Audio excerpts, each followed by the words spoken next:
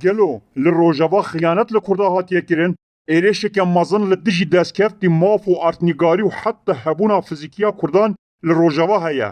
Dîrokê em anîna astekê ku divê her Kurdekî bi şeref û rûmet ji bo Rojava tev bigere û her tiştê ku ji destê wî tê bike.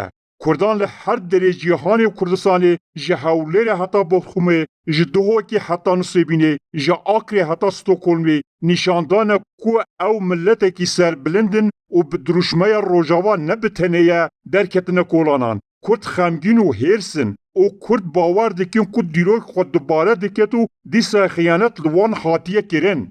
û bi rastî jî xıyanet li Kurdan hatiye kirin. Kî bûniye xıyanetkirî?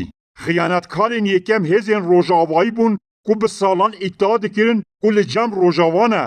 Piştî 25 salan dewletên Yekbûyî yên Amerîkayê bi fermî Şam radestê El-Qaîdeyê kir ku 2001 êrişê her du bircan kiribû. Brîtanya plansazê vê xıyanetê bû. Di vê navberê de Fransa bi tirs xwe tevlî sîstema dijî Kurd a ku hatibû damezrandin kir. Nûnerê Amerîkî Tom Barak bêşermî ragihand û got serdema Hesedê bi dawî bûye. Grupa duyemîna xıyanetkar hêzên Ereb bûn. Ji ber ku bi salan di bin duruşmeyên wekî sîstema gelan, biratiyan gelan û her wiha de di nav pergala Hesedê de bûn.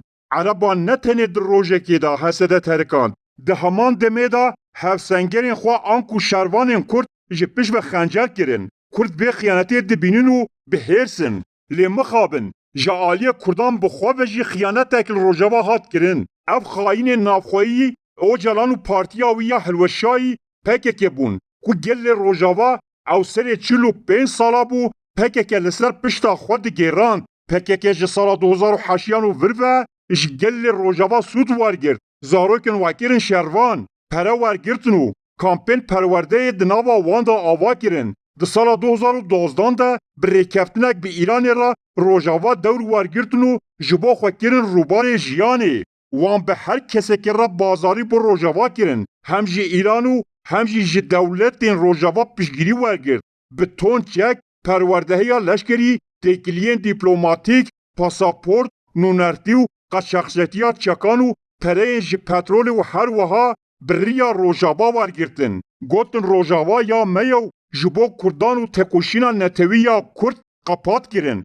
Wan bi zorê ramanên anarşîst ên Muray Boşkîn li ser fikriyeta Rojava fas kirin.